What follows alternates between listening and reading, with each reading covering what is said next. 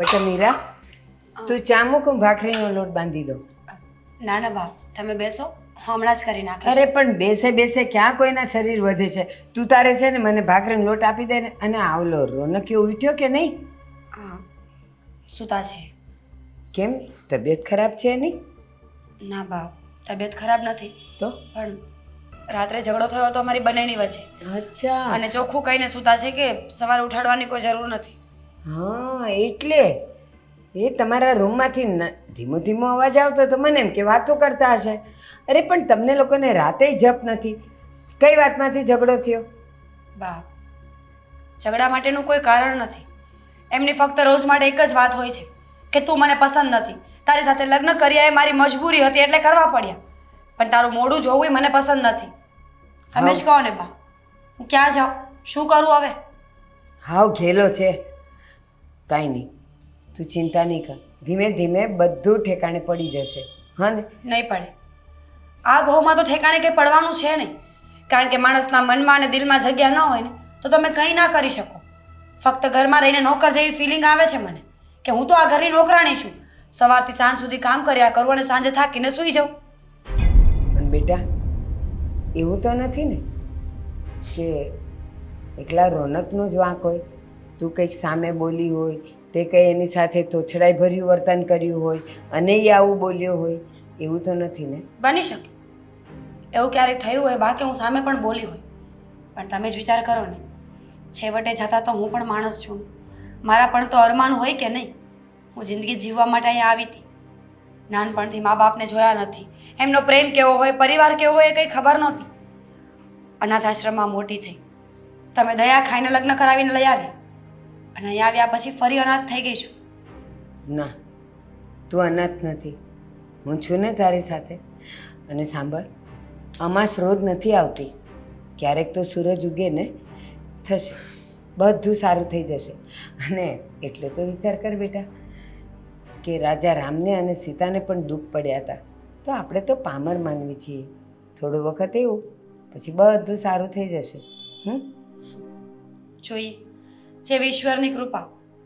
પણ બા, તમને પણ તો ખબર હતી ને કે રોનકને હું પસંદ નથી, હું અનાથ છું, એટલે એ મારું બેકગ્રાઉન્ડ જાણ્યા વગર લગ્ન નથી કરવા માંગતા મારી સાથે. તો પછી તમે શું કામ જબરજસ્તી લગ્ન કરાવ્યા? કહેશો મને? ના મીરા, એવું નહોતું. હા, લગ્નની વાત કરી તો એ મને હા ના કર્યા કરતો હતો, પણ એવું એણે ન કીધું કે મને કોઈ બીજું પાત્ર ગમે છે અથવા મમ્મી તમે કોઈ બીજી છોકરી જોવો. મેં એને કીધું તો શરૂઆતમાં હા ના કરી, પણ પછી આ રાજી થઈ ગયો. એટલે મને એમ કે કાં તો શરમાતો હશે ને કાં તો હમણાં લગ્ન નહીં કરવા હોય. પણ પછી એણે હા પાડી દીધી, એટલે મને લાગ્યું બધું બરાબર થઈ ગયું છે. જો સાચું કહું તો રોનક અને મારી વચ્ચે ક્યારેય બનવાનું નથી. હું તો વિચારું છું કે આજે એમની સાથે એકવાર વાત કરીશું. એમને હું ન ગમતી હોય ને તો અમે ડિવોર્સ લઈ લઈએ. હું આ ઘર છોડીને જતી રહીશ. ના, આ એ બાબત નથી કે છૂટાછેડા લેવા સુધીની નોબત આવી ગઈ હોય. દરેક ઘરમાં આવું તો કંઈક ને કંઈક બનતું હોય. અરે મેં તો ઘણાય ઘર એવાય જોયા છે કે એક છત નીચે રહેતા પતિ પત્નીઓ મહિનાઓ સુધી, વર્ષો સુધી એકબીજા સાથે બોલતા નથી. તો આ તો હજી થોડો સમય થયો છે ને, ઠેકાણે પડી જશે. અને હા, તું ચિંતા નહીં કર, હું રોનકને સમજાવીશ. એના મનમાં શું છે એ હું જાણીશ.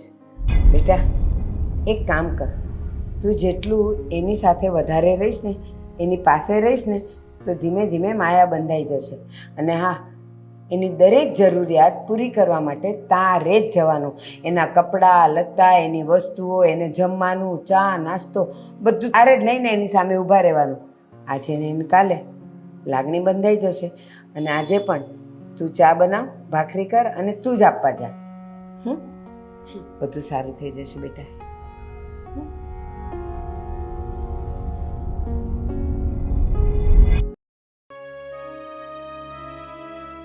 મોટા ભાઈ, મેં અશ્વિનભાઈને પેમેન્ટ કરવાનું કહ્યું હતું.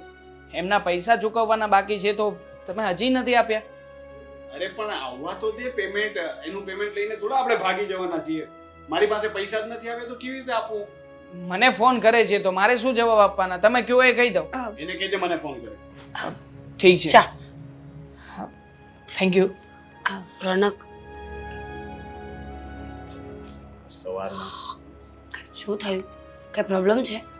કંઈ નહીં, પેમેન્ટ. શું થયું? શું થયું છે? આવી ચા છે. મોઢું સારું ન હોય તો ચા તો સારી બનાવતા શીખો. મોટાભાઈ બરાબર જ છે. શું પ્રોબ્લેમ છે ચામાં? આ બરાબર છે. આ ચા બરાબર છે. મોટાભાઈ ચા તો બરાબર જ છે. આ સેજ ચાનો મસાલો વધી ગયો છે ભાભી, પણ ઇટ્સ ઓકે, સારું છે ગળા માટે પણ. પણ હું બીજી બનાવી આપું ને? લો, હું બીજી બનાવું, આપી દઉં. નથી પીવી મારે બીજી ચા. મેં તને કાલે પણ કહ્યું હતું ને કે સવારમાં છે ને મારી સામે આવીને મારો દિવસ નહીં બગાડવાનો. શું કામ ચા લઈને આવી? બાને કેવું જોઈએ ને કે ચા લઈ આવે. સમજવાની કોશિશ કરો. બારે થોડી કામ ચિંતા છે મારાથી કે તમે કામ કરો એમ. કામ તો મારે જ કરવું પડશે ને. ભાઈ કૂલ ડાઉન, શાંતિથી પણ વાત કરી શકો ને. હા, તમે બંને જણા જ્યારે પણ હોય ને ત્યારે જાણે કઈ વાતનો ગુસ્સો છે એકબીજા ઉપર, જ્યારે હોય ત્યારે ઊંચા અવાજે બોલતા જોઉં છું. શાંતિથી વાત કરી શકો ને, શાંતિથી કહી શકો. નથી થતી મારાથી શાંતિથી વાત. તને આવી પત્ની મળશે ને પછી ખબર પડશે કે શાંતિથી કઈ રીતે વાત થાય. આ તો મમ્મીએ છે ને ફોર્સ કર્યો, બાકી હું આની સાથે કોઈ દિવસ લગ્ન ન કરું. આ દુનિયાની છેલ્લી છોકરી હોત ને તો પણ હું આની સાથે તો લગ્ન ન કરે. મને એનું મોઢું જોઉં છું ને ખબર એ ગુસ્સો આવી જાય છે. અને તું કહે છે કે શાંત થાવ, શાંત થાવ. શાંતિથી વાત, આની સાથે શાંતિથી વાત થઈ જ ન શકે. મેં કર્યું છે શું? હા, સવારમાં ચા લઈને આવી છું. અરે ન પીવી હોય તો ના પાડો, બીજી બનાવી આપો. ના પાડીને નથી પીવી. ને મેં તને કહ્યું હતું ને કે મને તારું મોઢું જોવું પણ નથી તો હું ગમતું. ક્યાં જાઉં? સામે નહીં આવવાનું મારી, બસ.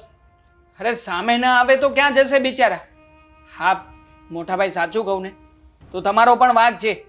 મતલબ કે એક હાથે ક્યારેય તાળી ના પડે. હા, તમે સરખી રીતના વાત કરો, તમે સરખી રીતના રહેશો તો સામે ભાભી પણ એવો જ રિસ્પોન્સ આપશે ને. પણ મારે કરવી જ નથી સરખી રીતે વાત. મને આ ગમતી જ નથી. આ મમ્મીએ આગ્રહ કરીને ધરાર લગ્ન કરાવ્યા, સમ ના આપ્યા હોત ને તો હું લગ્ન કરત જ નહીં આની સાથે. હવે લગ્ન થઈ ગયા છે ને, બીજો કોઈ ઓપ્શન તો નથી ને તમારી પાસે, તો પછી હવે શું છે?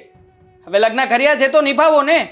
આમ પણ હા, પહેલાના સમયમાં તો લોકો એકબીજાને જોતા પણ નહોતા તો પણ આખી જિંદગી કાઢી નાખતા હતા. હવે તમે તો આટલા સરસ પત્ની મળ્યા છે છતાં પણ કદર નથી કરતા. આટલા સરસ. આ તું છે ને પેલા તો છે ને ભાભીનો ચમચો થવાનું બંધ કર. દરેક વાતમાં તું એનો પક્ષ લેવાનું બંધ કર. તું મારો ભાઈ છે કે એનો? હા જ વાંધો છે. હા, તમને જ્યારે કોઈ સાચી વાત કહે ને સમજાવવાની કોશિશ કરે ને ત્યારે તમને તમારો અહમ અને ઈગો નડે છે. ઈગો નથી, આ પસંદ ના પસંદની વાત છે. મને એ નથી ગમતી. અને છોડને, એમ પણ હવે લાંબો સમય નથી. એટલે લાંબો સમય નથી એટલે શું કહેવા માંગો છો? ના, એવું કઈ નથી કહેવાનું. આ તો છે ને તારા માટે એક સરપ્રાઈઝ છે અને તને એ સરપ્રાઈઝ બહુ જ ગમશે. તું જિંદગીમાં છે ને ક્યારેય એ ભૂલી નહીં શકે. બહુ જલ્દી એને એક સરપ્રાઈઝ આપીશ. અને છે ને આજે હું તને પ્રોમિસ કરું છું કે એ સરપ્રાઈઝ મળ્યા પછી એના છે ને બધા પ્રોબ્લેમ, અમારી વચ્ચેના બધા પ્રોબ્લેમ છે ને સોલ્વ થઈ જશે. પણ રોનક, જો તમે ખોટો કઈ ખર્ચો કરીને ના આવતા. મારે સરપ્રાઈઝની જરૂર નથી. તમે શાંતિથી રહેશો ને તો પણ ચાલશે. જો હવે હું આટલા પ્રેમથી સરપ્રાઈઝ આપવાનો છું તો પછી તમારા લોકોએ કબૂલ તો કરવી પડશે. બરાબર તારે છે ને. એક્સેપ્ટ કરવી પડશે.